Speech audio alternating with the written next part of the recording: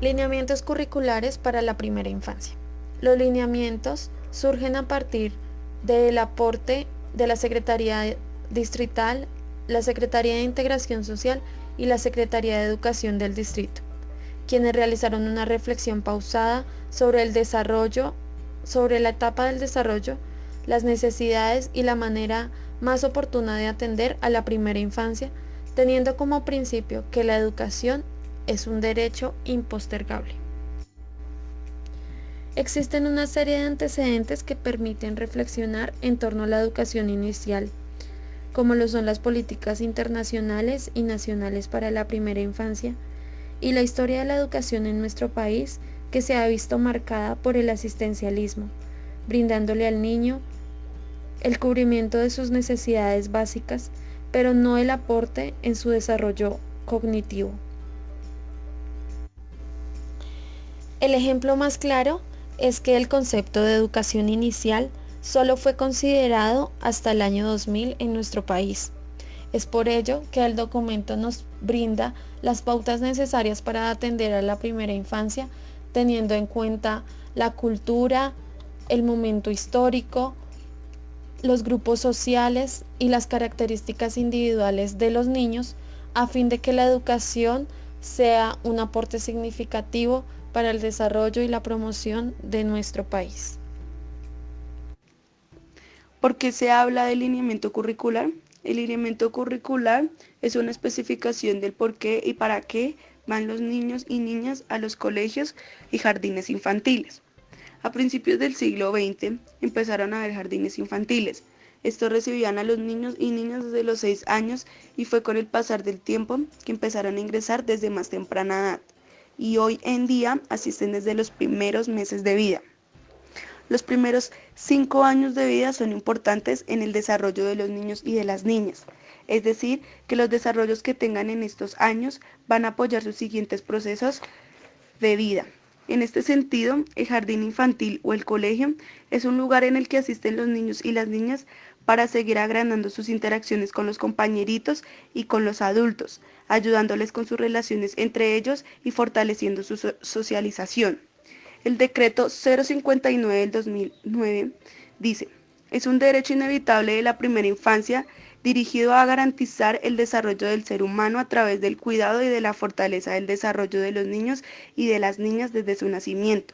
Esto quiere decir que los niños son individuos de derechos, necesitan que sean dirigidos por personas que estén en su cargo, como por ejemplo en las condiciones básicas que son el afecto, la alimentación, la higiene, la exploración, el conocimiento y su creatividad. Esto es parte fundamental de la primera infancia y es el concepto que forma la atención integral de la primera infancia. La educación inicial propone algunos objetivos para el desarrollo de los niños y de las niñas, y bueno, estos son los objetivos. El primero es ofrecer y promover las mismas oportunidades de desarrollo integral a todos los niños y niñas. Otro es favorecer el desarrollo de identidad de los niños y de las niñas mediante un trato digno donde se respete sus diferencias de género, sociales, culturales y económicas. Y otro es promover actitudes de cuidado y de protección en el ambiente a partir de las acciones cotidianas que se realizan en el jardín o en el colegio. En cuanto a los pilares de la educación inicial, inicia con el juego con la educación. Los juegos siempre están presentes como principios pedagógicos y estrategias para el desarrollo de la infancia. Muchas veces los juegos se dejan para el descanso de los niños y el juego a veces se utiliza como pasatiempo o premio por alguna actividad. Lo bueno de los juegos es que se puede tener como estrategia de aprendizaje donde los niños pueden aprender divirtiéndose y motivándose. En nuestra actualidad el juego en áreas públicas ya no es una buena idea, pues la calle ya no es un lugar apropiado para jugar. Es por esto que las instituciones deben de tener un espacio donde los niños y niñas puedan jugar sin temor alguno, donde puedan crecer y evolucionar. Hay diferentes juegos, por ejemplo, juegos de contacto, juegos de movimiento corporal, juegos de palabras, de laberintos, juegos sensoriales, juegos con materiales y juegos relajantes. Mientras los niños juegan, lo ideal sería que el maestro esté a su lado al tanto de enriquecer el juego, reconocer y escuchar. En cuanto a la literatura en la infancia es muy importante porque podría denominarse como el arte de jugar con el lenguaje. La poesía nace de las primeras conversaciones de la madre y el padre con el bebé. Se le transmite al bebé una experiencia poética en donde lo guarda en la memoria y lo ayuda a pensar. El bebé explora sonidos similares y diferentes, acentos, intenciones y matices de su lenguaje materno. En cuanto a la interacción con los libros, ayuda a nutrir los pensamientos, la calidad de reconocer los recursos narrativos, sintácticos y semánticos que poseen niñas y niños que han tenido contacto con los cuentos. Además, en los primeros años de la educación formal, los niños ya deberían de descomponer oraciones y palabras, además familiarizarse con el lenguaje lingüístico. Se puede incorporar la literatura en la educación inicial, donde cada docente pueda proponer la lectura desde las edades tempranas, antes de la siesta, en el recreo o a la hora de la merienda. Es muy importante que los maestros apoyen que sean los niños y niñas quienes desean y quieran leer.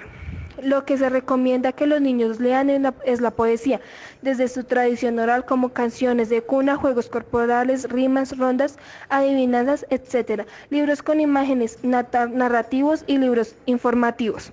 En cuanto al arte en la educación inicial, es importante porque es donde los niños utilizan su cuerpo para identificar texturas, colores, sonidos y movimientos. También con ellos se puede expresar, comunicar. Sería bueno que en los colegios y jardines hicieran participaciones en donde los niños disfruten de sus apariencias. Además, también es importante que los niños y niñas en sus primeros años empiecen a tener estrategias para utilizar el trabajo del arte para su desarrollo. Sería bueno que los niños tuvieran talleres que fortalezcan sus experiencias, comunicación, creatividad y trabajo colaborativo. En cuanto a estos talleres, sería de importancia que utilicen instrumentos y aprendan canciones, salten, bailen e interactúen. Esto es importante porque el niño aprende a expresar de diferentes maneras y divertirse en diferentes cosas. Por último, es importante que el niño experimente con la naturaleza, que pueda conocer que hay más allá de un aula, que conozcan nuevos lenguajes a través de diferentes espacios. Es importante que los niños seleccionen por sí mismos los materiales que desean utilizar, además que puedan tomar por sí mismos al enfrentar las acciones de sus propias decisiones. El explorar les ayuda a encontrar nuevas condiciones. Para sus acciones, para su participación y la libertad. Es por esto la importancia del juego, arte y literatura, de las cuales proporcionan la exploración del medio. En conclusión, la escuela es la única oportunidad que los niños tienen de conocer nuevas realidades distintas a las suyas. Por eso es importante que los jardines y los colegios tengan espacios para el buen desarrollo de los niños y niñas. Dimensiones. La educación debe enfatizar en el desarrollo y no en el aprendizaje, y para ello es necesario abordar las diversas dimensiones humanas de manera integral para poder desarrollar competencias de carácter general, integral, contextual, con el fin de lograr niveles de idoneidad mayores en ellas. A continuación hablaremos de las diferentes dimensiones. Dimensión personal social. Con los cambios tan drásticos que ha tenido nuestro país en cuanto a la tecnología, cultura y la sociedad, estos han tenido fuertes implicaciones en la manera de ver la educación. Si bien la educación de los niños y niñas debe fomentar varios aprendizajes, el bienestar social y el desarrollo personal son fundamentales en los primeros años de vida, ya que los niños y niñas son seres sociales por naturaleza. Ejes de trabajo pedagógico. Para abordar la reflexión en torno al desarrollo de los niños y niñas en la dimensión personal social, se consideran 3 ejes fundamentales, los cuales son identidad, autonomía y convivencia. Identidad. El ser humano es un sujeto social y por lo tanto se construye en medio de dinámicas culturales e históricas, las cuales desde que nace se le otorga un lugar y un contexto singular que le posibilitan irse construyendo como persona, en el marco de las crianzas imaginarias, pautas de crianzas y normas de... Por lo tanto, la identidad se entiende como un proceso necesario mediante el cual el ser humano puede reconocerse y percibir como parte de una sociedad o de un grupo social, y a la vez como un sujeto activo. Es así como la madre y los cuidadores transforman el ambiente de manera tal que responda a las necesidades del niño y la niña. Dichas personas y condiciones son entonces el sostén del bebé, entendido como aquel rol que se empodera la madre para proteger a su hijo o hija desde el contacto y el cuidado físico. que lo redundará en el vínculo afectivo y emocional que se establece entre los dos. Autonomía, la libertad de la que puede ser consciente una persona para pensar, decidir y plantear su punto de vista y contribuir al desarrollo social desde su actuar cotidiano. Es consecuencia directa del concepto que ha construido de sí mismo, de la confianza y la seguridad que tenga, de sus elecciones y de los múltiples vínculos interpersonales que ha tenido que tejer para poder relacionarse con otros y asimismo responder sus decisiones ante sí mismo y ante los demás.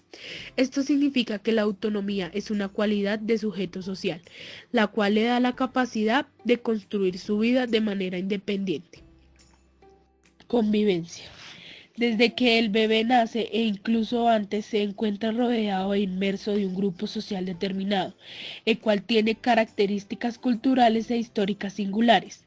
Este va incluyendo a este nuevo ser a las múltiples formas de relación que se puedan tejer con los otros, necesidad vital en el mundo humano. De allí que las relaciones y los vínculos que se construyan y establecen en la infancia a lo largo de la vida sean la base para que los seres humanos se integren en los sistemas sociales de cada cultura, las cuales están medidos por los pactos, las normas y los acuerdos, tanto tácitos como explícitos. Dimensión corporal. La expresividad del movimiento se traduce en la manera integral como el niño actúa y se manifiesta ante el mundo con su cuerpo. En la acción del niño se articula toda su afectividad, todos sus deseos y todas sus representaciones, pero también todas sus posibilidades de comunicación y conceptualización. El cuerpo, su imagen, percepción y conocimiento. El cuerpo nace para confirmar la presencia del niño y la niña en el mundo natural, social y cultural. Su figura se hace original, manteniendo viva la diversa, al ser el referente privilegiado del significado de sus experiencias, ya que el cuerpo y a través de él los niños y las niñas sienten cómo crecen. Conviviendo consigo mismo, se expresan elaborando su propia identidad e interactuando con los demás y con el entorno. Para los niños y las niñas el cuerpo se convierte en su principal juguete, por lo que su desarrollo es motivo de asombro, aprendizaje y placer. Descubren que este es un fiel compañero y a él recorren para demostrar sus impulsos convertidos en acciones, travesías o posiblemente en habilidades coordinadas, las cuales les permiten descubrir diversas posibilidades de movimiento a medida que lo viven y lo disfrutan. Movimiento como medio de interacción.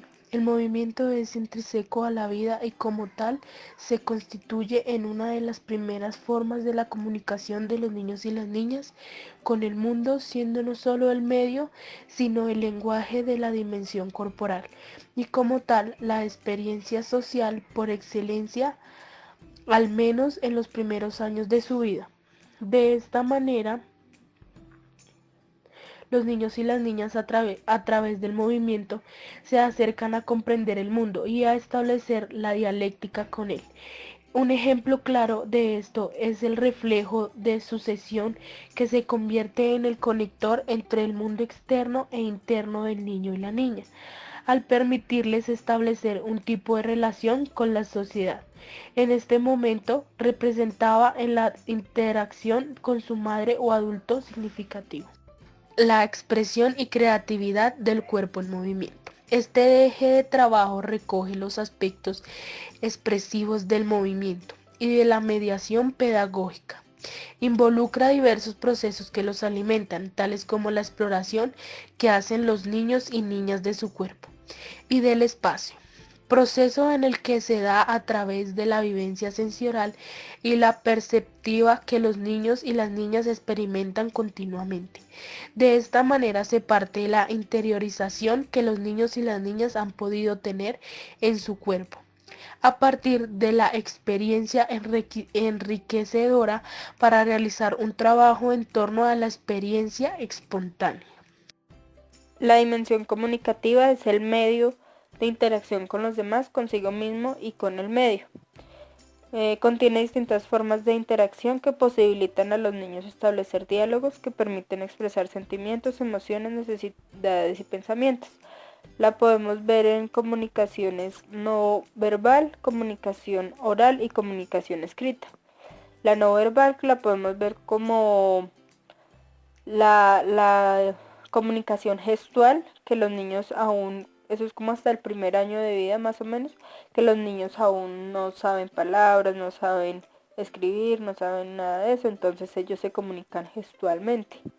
La comunicación oral, que ya es después del año de vida, que ellos pueden, ya saben palabras, ya saben algunos significados de algunas palabras, entonces ya se pueden comunicar oralmente. La comunicación escrita es la que después de los 5 o 6 años más o menos, los niños ya aprenden algunas palabras, a escribir algunas palabras, entonces ellos se comunican por medio de símbolos, escriben lo que quieren expresar. La dimensión artística. El arte está íntimamente ligado a la capacidad humana de crear, expresar, apreciar y ser sensible a través de múltiples lenguajes que además permiten al niño y a la niña descubrir maneras de conocer, transformar, representar e interpretar tanto el entorno y la cultura que se encuentran inmersos como en sí mismos. Estimular la dimensión artística es una manera de vivir, de ser integral. Cuando los niños tienen contacto con el arte desde temprana edad, los beneficios son múltiples. No implica que los niños se vayan a volver cantantes, bailarines, artistas, sino que experimentan diversas actividades que les permiten ser sensibles y crecer como personas. Esto aporta mucho a su vida. El documento nos habla sobre la observación y el seguimiento al desarrollo infantil en la primera infancia. Este da cuenta de los logros y fortalezas, aquellos aspectos a potenciar y enfatizar en el hacer de cada niño y de cada niña. Las características del niño es que el docente reconozca al niño como ser único, con fortalezas e intereses propios. El proceso integral en situaciones cotidianas no instrumentalizadas permite al docente observar detalladamente al niño y llevarse una ligera evidencia de sus capacidades y necesidades en el proceso de desarrollo. El seguimiento y acompañamiento sistemático e intencional debe tener una propuesta clara y palpable al desarrollo y a la planeación de cada docente para los procesos dinámicos que permitan enriquecer la mediación pedagógica. El proceso compartido por diversos actores es que el docente conlleve una buena relación o mantenga contacto con la familia del niño, ya que estos son base fundamental en la educación de cada niño. Los medios mecánicos y las estrategias permiten llevar un seguimiento de cada niño, los modelos de aprendizaje, en el avance de su educación, en su comportamiento. También el documento nos habla sobre la maestra y el maestro en la educación inicial. Estos son base fundamental en los primeros años de vida de los niños. Algunos maestros escogen esta profesión solo por tener gran empatía con los niños y cuando han terminado sus carreras y han culminado con sus prácticas, al entrar a un proyecto, a un trabajo ya afrontándose con la realidad, se dan cuenta de que esto no es tarea fácil. La muestra del vínculo afectivo con los niños. El hecho de que los niños asistan desde los primeros años de vida al jardín no quiere decir de que las maestras hagan el papel de mamás. Muchas veces los niños los llevan desde muy pequeños al jardín solamente por la intención de que se los cuiden. Las acciones intencionadas para el potenciamiento del desarrollo. Esto hace referencia al trabajo educativo y pedagógico.